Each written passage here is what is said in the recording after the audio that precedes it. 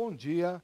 Fechando aqui então o nosso trabalho com a Lei 842992, nós vamos analisar algumas questões do CESP a respeito dessa lei. Então vejam só, nós vamos aqui na sequência numérica do nosso material para a questão de número 47. Uma questão de técnico judiciário do Supremo Tribunal Federal de 2008. Quanto à lei de improbidade administrativa, julgue os itens subsequentes. Alternativa A.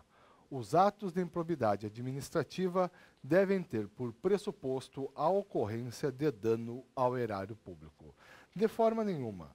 A lei é bem clara, está, portanto, errada. A primeira assertiva. A Lei 8429 é bem clara.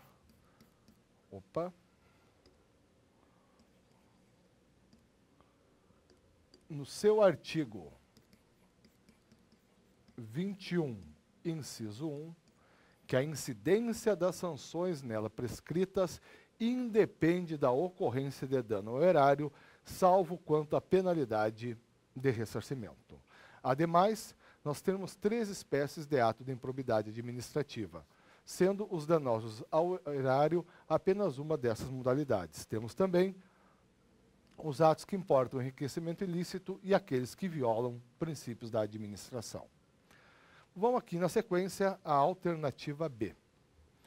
A aquisição para si ou para outrem, no exercício da função pública, de bens cujo valor seja desproporcional à evolução do patrimônio ou à renda do agente público, configura ato de improbidade administrativa na modalidade dos que importam enriquecimento ilícito. Vejam só, vou ler aqui para vocês o que diz o artigo 9º, inciso 7 da Lei de Improbidade. Ele qualifica como ato de improbidade, abre aspas, adquirir para si ou para outrem, no exercício de mandato, cargo, emprego ou função pública, bens de qualquer natureza, cujo valor seja desproporcional à evolução do patrimônio ou à renda do agente. Portanto, a alternativa B está correta, em perfeita conformidade com a lei de improbidade, e nós temos que ter, pessoal, quem tiver aí a condição de agente público, um efetivo cuidado na possibilidade de incidência desse dispositivo. Porque vejam só, para se enquadrar a conduta na tipificação feita na lei, não é necessário que a administração comprove algum tipo de origem ilícita do rendimento que resultou na evolução patrimonial. Desde que o agente não possa comprovar a origem lícita de rendas, rendimentos suficientes para justificar sua evolução patrimonial, está por si só qualificado esse ato de improbidade administrativa. Seguindo aqui, a alternativa C. Considera-se agente público, para os efeitos da lei de improbidade administrativa, todo aquele que exerce, ainda que transitoriamente ou sem remuneração, por eleição, nomeação, designação, contratação ou qualquer outra forma de investidura ou vínculo, mandato, cargo, emprego ou função das entidades que recebam subvenção, benefício ou incentivo fiscal ou creditício do poder público. Vejam só, essa última alternativa aqui da questão está correta, com base no disposto no artigo 1º, em seu parágrafo único, e no artigo 2º da Lei de Improbidade. Vou retornar aqui para ela, lendo novamente o enunciado. Considera-se agente público para os efeitos da Lei de Improbidade administrativa todo aquele que exerce, ainda que transitoriamente ou sem remuneração, por eleição, nomeação, designação, contratação ou qualquer outra forma de investidura ou vínculo, mandato, cargo, emprego ou função. Vamos parar aqui. Essa primeira parte do enunciado corresponde a praticamente a literalidade do artigo 2º da lei. Seguindo aqui, nas entidades que recebam subvenção, benefício ou incentivo fiscal ou creditício de órgão público. Perfeito. Essa é uma extensão do conceito de agente público exclusivamente para efeitos da lei de improbidade, que consta aqui no parágrafo único do artigo 1º. Vale a pena aqui a gente rapidamente, pessoal, rememorar a sujeição passiva no que toca à lei de improbidade administrativa. Vejam só, antes de eu destacar quem são essas entidades que recebem algum tipo de incentivo, benefício fiscal creditício, são principalmente, são basicamente, pessoal, as entidades paraestatais. Deixa eu colocar aqui nessa folha aqui, vão aqui nessa página, vejam só. Nós sabemos que agentes públicos são todas as pessoas físicas que exercem uma função pública. Vou fazer aqui uma rápida rememoração desse ponto, porque é muito questionado nas provas em geral. Então, estamos trabalhando aqui com base no artigo 1º e no artigo 2º. Pois bem, vejam que aqui, me valendo novamente do enunciado, como é extremamente ampla a definição legal. Agente público, basicamente, é toda pessoa física que exerce uma função pública, ainda que de forma transitória ou sem remuneração. Pois bem, trazendo isso para a classificação de agente público mais tradicional da doutrina, aqui se enquadram, ou seja, se enquadram na lei de improbidade, os agentes administrativos,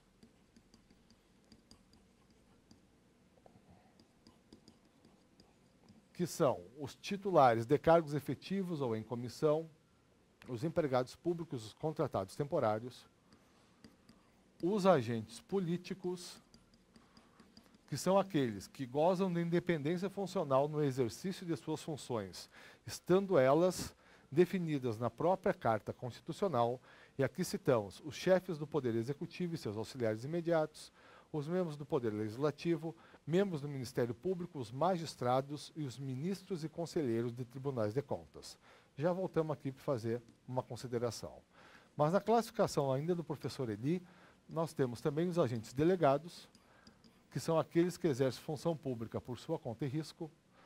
Nós temos os agentes honoríficos, que são aqueles que exercem uma função pública a título de munus público, ou seja, no desempenho, no desencargo de um dever na condição de cidadão. E aqui os exemplos mais comuns são os mesários em eleições e os jurados. E, por fim, os agentes credenciados.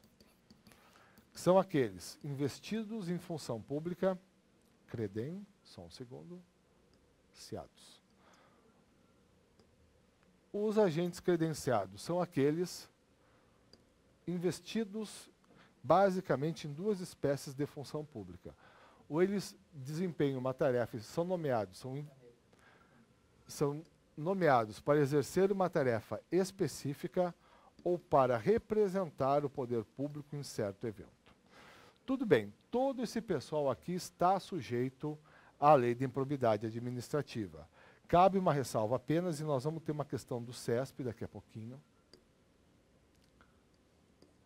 Comentar agora, rapidinho, a decisão do STF que, em síntese, de forma muito singela, nos disse que os agentes políticos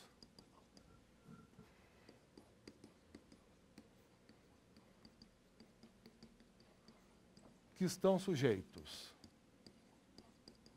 Não, deixa eu botar mais simples aqui. Os agentes políticos que podem praticar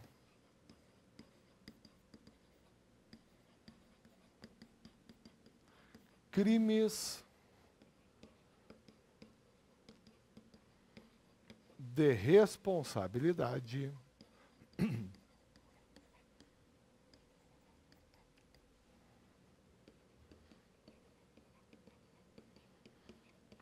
não estão sujeitos à Lei 842992. Então, o STF tomou essa decisão em 2007, afastando, portanto, da incidência da lei de improbidade todos os agentes políticos que podem responder por crime de responsabilidade no que toca a parte decisória da acórdão. O que eu quero dizer para vocês? Eu tenho agentes que podem responder por crime de responsabilidade que até hoje ainda são implicitamente considerados pelo STF como passíveis também de responder por improbidade administrativa. É o caso dos prefeitos. Para não complicar a matéria e me limitar aqui à questão, por enquanto vamos aceitar isso aqui de forma genérica. Se o agente político pode responder por crime de responsabilidade, não se enquadra a lei de improbidade administrativa. Tudo bem. Temos aqui ainda, para fechar essa rapidíssima revisão, que analisar o disposto no artigo 1º, tanto em seu caput, como em seu parágrafo único. Isso é o que eu vou chamar aqui para vocês de extensão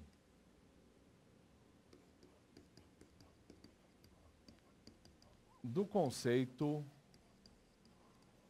de agente público. Ou seja, são pessoas que nas classificações tradicionais, principalmente a do professor Eli, não estão enquadradas em nenhuma categoria de agentes públicos e que foram assim consideradas, portanto, tão só para efeitos de lei de improbidade administrativa. Pois bem, quem são, então, também agentes públicos exclusivamente para efeitos de improbidade administrativa? São aqueles que exercem funções nas entidades incorporadas ao patrimônio público. Vou botar bem simples aqui, só a síntese, isso aqui é o artigo 1º, no caput, no parágrafo único. Então, uma pessoa física que exerce uma função numa empresa incorporada ao patrimônio público, no conceito, na classificação do professor Eli, por exemplo, ela não tem enquadramento entre as diferentes categorias de agente público, mas ela é agente público para efeito de lei de improbidade administrativa. Então, por exemplo, se a União adquire o controle acionário de uma empresa, incorpora uma empresa ao patrimônio público, as pessoas físicas que nela exercerem funções serão considerados agentes públicos para efeito de lei de improbidade. Pois bem, também são assim considerados aqueles que atuam em entidades para cuja criação ou custeio o poder público concorra ou tenha concorrido com mais de 50% do patrimônio ou da receita bruta anual. Vou botar aqui, patrimônio ou receita bruta anual. Mais uma vez, pessoal, e aqui está, né, o significado da expressão extensão. Essas pessoas que atuam em entidades para cuja criação e custeio o poder público concorra ou tenha concorrido com mais de 50% do patrimônio da receita bruta anual não são genericamente consideradas agentes públicos. São, assim, qualificadas tão só para efeito de lei de improbidade. Pois bem, e temos aqui agora a espécie de entidade que foi expressamente mencionada na questão.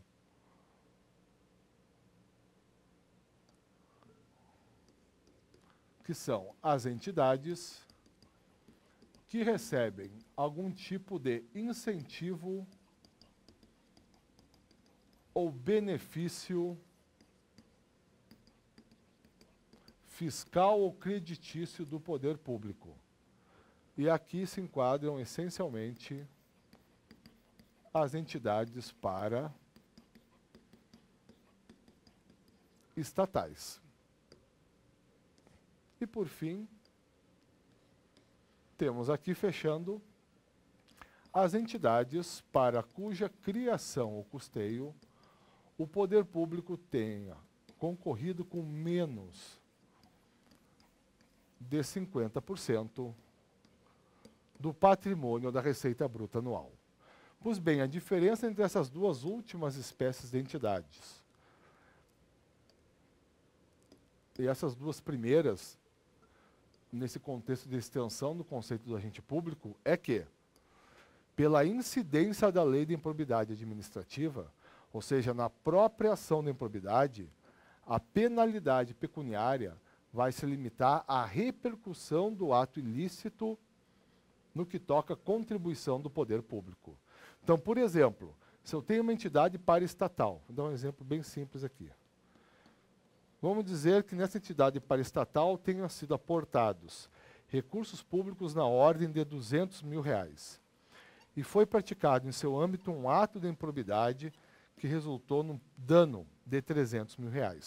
Pois bem, pela própria incidência da lei de improbidade administrativa, na ação de improbidade, a penalidade pecuniária é limitada à contribuição do poder público. O restante, o saldo, os nossos R$200 mil, vão ter que ser objeto de discussão numa ação autônoma, uma ação diversa da ação de improbidade. Tranquilo. Voltamos aqui então. Fechamos aqui a alternativa C. Vou adiante aqui para a nossa nova questão. Questão de número 48. Promotor de Justiça Substituto, Ministério Público de Roraima, 2008.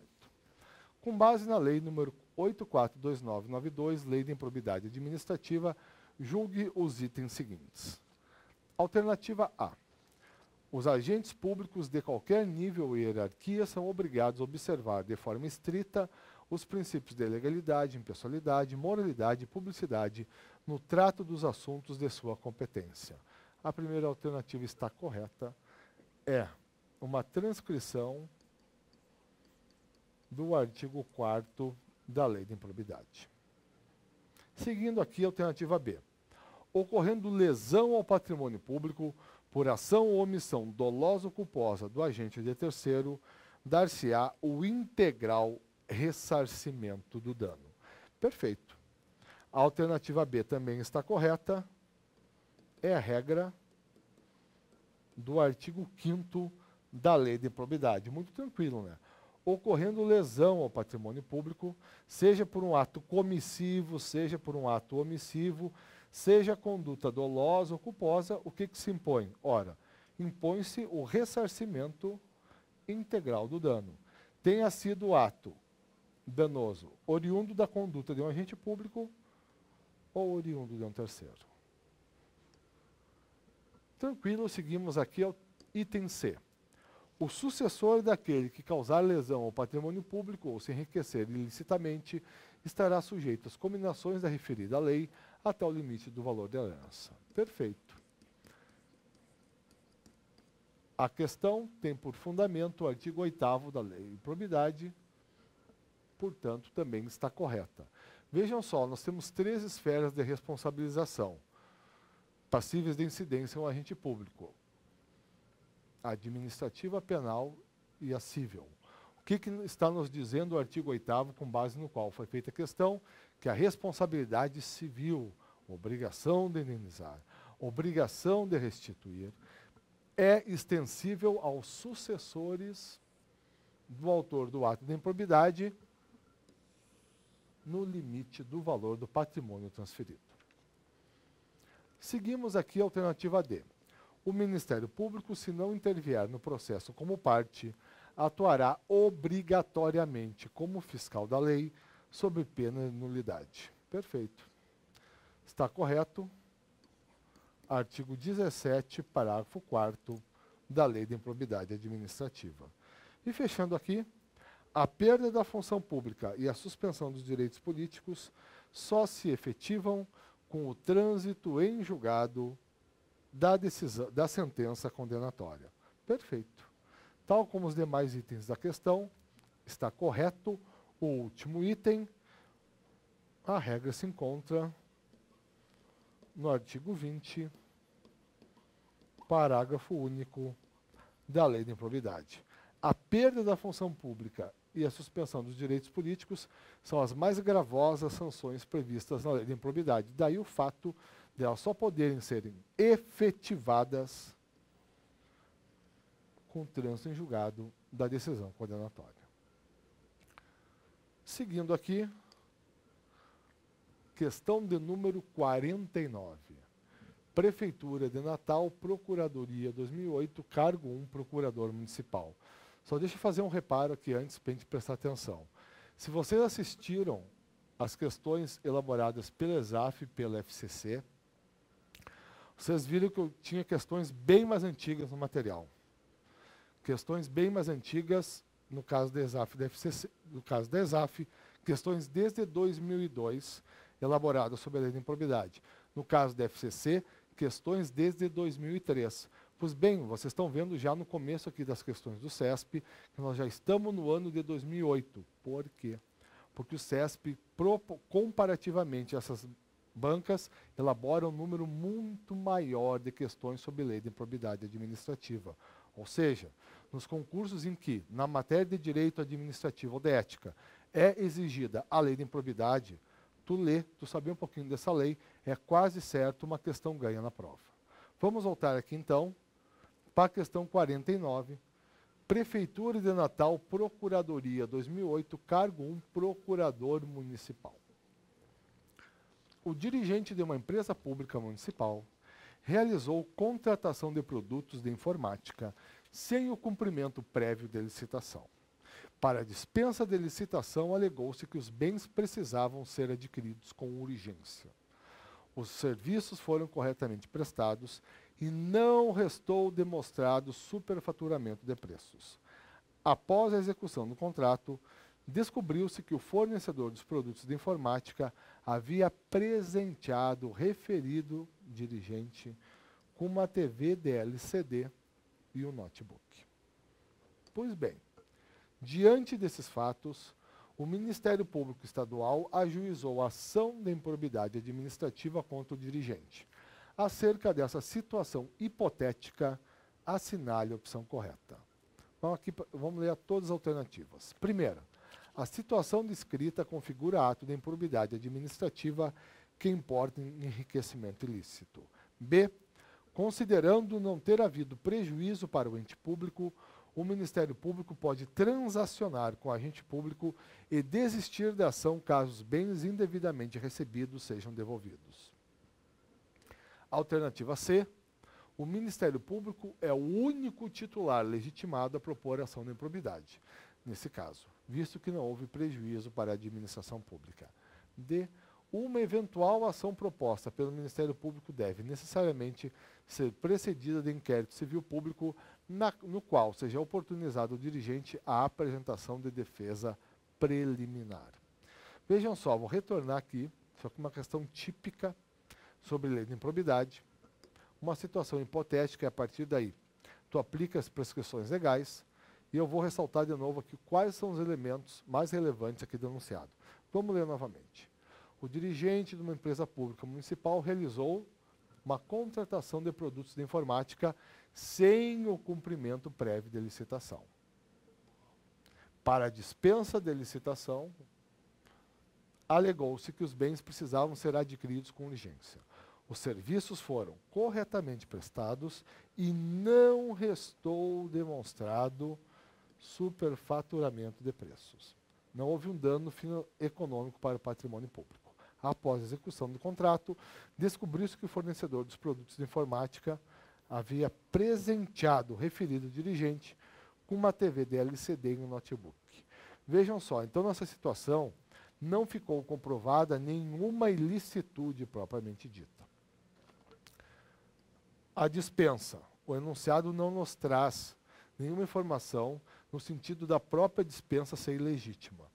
Ele se limita a afirmar que não houve o procedimento em virtude da despesa, mas que o contrato foi corretamente cumprido e que não ficou demonstrado nenhum tipo de superfaturamento. Pois bem, essa conduta qualifica-se como ato de improbidade administrativa. E aí está correta a alternativa A. A situação descrita configura ato de improbidade administrativa, importando em enriquecimento ilícito? Sim. Isso é o que nos diz o artigo 9º, inciso 1 da Lei de Improbidade. Vou ler aqui. Receber para si ou para outro em dinheiro, bem móvel ou imóvel, ou qualquer outra vantagem econômica, direta ou indireta, a título de comissão, percentagem, gratificação ou presente, de quem tenha interesse direto ou indireto que possa ser atingido ou amparado por ação ou omissão decorrente das atribuições do agente público. Então, pessoal, o mero fato Mero fato não, mas o fato do agente público ter sido beneficiado, ter sido presenteado com uma TV e um notebook, mesmo que no caso concreto não reste nenhuma prova de preferência demonstrada pelo dirigente com relação à contratação da empresa, ou seja, o mero fato de ter recebido esse mimo da empresa já faz com que o ato dele se enquadre como ato de improbidade administrativa importando enriquecimento ilícito. Tranquilo. As demais alternativas estão erradas, vamos ver o motivo do erro. Considerando-se não ter havido prejuízo para o ente público, o Ministério Público pode transacionar com o agente público e desistir da ação caso os bens indevidamente recebidos sejam devolvidos. De forma nenhuma. A lei de improbidade veda o acordo, a conciliação ou a transação no contexto da ação de improbidade administrativa. Alternativa C. O Ministério Público é o único titular legitimado a propor ação de improbidade. Errado. O artigo 17 confere legitimidade ativa para a propositura da ação ao Ministério Público ou à pessoa jurídica interessada, qual seja, é aquela em cujo âmbito foi praticada a conduta que pode ser qualificada como ato de improbidade. Alternativa D. Uma eventual ação proposta pelo Ministério Público deve necessariamente ser precedida de inquérito civil, de modo nenhum. A lei não traz nenhuma restrição nesse sentido. Em regra, a ação de improbidade é precedida pela decretação do sequestro, pela incidência dessa medida cautelar. E aí, uma vez efetivado o sequestro, efetivada a medida cautelar, a ação de improbidade deve ser proposta no prazo de 30 dias. Tranquilo, fechamos aqui, mas essa questão do CESP, vamos seguir adiante. Ainda no concurso da Prefeitura de Natal, Procuradoria 2008, agora o cargo 2, assessor jurídico. Vejam só, outra questão hipotética.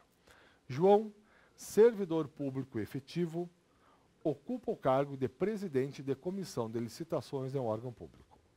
No curso, deixa eu ir destacando aqui, já de pronto, os elementos relevantes. Vou começar de novo. João, servidor público efetivo, ocupa o cargo de presidente de comissão de licitações em um órgão público. No curso de determinado certame, João recebeu da empresa X, que era uma das empresas licitantes, um pacote de viagens para o exterior com todas as despesas pagas e direito acompanhante. Ao final do processo, a empresa X sagrou-se vencedora em razão da desclassificação dos demais concorrentes. Embora o preço dos serviços oferecidos pela empresa X fosse o mais alto. João respondeu ao processo administrativo disciplinar, no qual lhe foi assegurada ampla defesa. Restando demonstrado ao final que o servidor violou os deveres de honestidade, imparcialidade, legalidade e lealdade às instituições. Com base na situação hipotética apresentada, assinale a opção correta. Vamos lá, uma por uma. A única pena sendo imposta ao servidor no âmbito civil é a perda do cargo público. De modo nenhum. Está toda errada essa alternativa. A obrigação civil, a responsabilidade da natureza civil, não acarreta a pena de perda do cargo público. Isso aqui é uma sanção de natureza administrativa. Ademais, existem muitas outras modalidades de sanção previstas na lei da improbidade. Alternativa B. O ordenamento jurídico brasileiro não tem instrumentos legais para punir condutas antiéticas, sem fundamento nenhum. Além da própria lei de improbidade, no que toca aos atos de improbidade que violam os princípios administrativos, nós temos diversos instrumentos normativos, os chamados códigos de ética, que visam justamente assegurar uma lisura na conduta funcional do agente público. Alternativa C. A situação hipotética apresentada configura improbidade administrativa. Sem dúvida nenhuma. Olhem só aqui. Qual é o ato de improbidade que foi praticado de fato pelo João?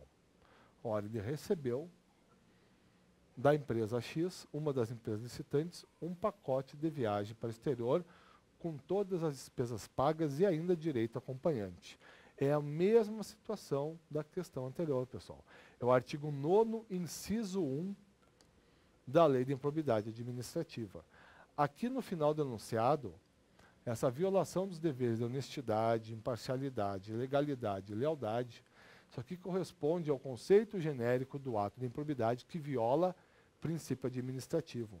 Mas quando a conduta de um agente se enquadra concomitantemente, mas é uma modalidade de ato de improbidade, a modalidade mais gravosa absorve a mais leve. Ou seja, se eu tenho uma conduta no nosso contexto que se enquadra como ato de improbidade que importa enriquecimento ilícito, ela absorve a conduta que se enquadra como ato de improbidade violador de princípio. O enquadramento correto aqui, então, é no artigo 9º, inciso 1 da Lei 8429. Tranquilo. Vejam só como esse dispositivo aqui é forte. O que diz a alternativa D. O servidor pode eximir-se da punição caso devolva o valor do pacote de viagem. Sem fundamento nenhum, né, pessoal? Senão ia ser muito fácil escapar. O agente público recebia um benefício, quando via que a coisa ia ficar preta, o cara lá ia lá, devolvia o benefício e ficava elas por elas, de modo nenhum. Uma vez que ele recebeu o benefício que ele gozou da benesse, está configurado o ato de improbidade. Tranquilo, pessoal. Paramos aqui. Na próxima aula, prosseguimos com as questões do CESP. Obrigado a todos e até lá.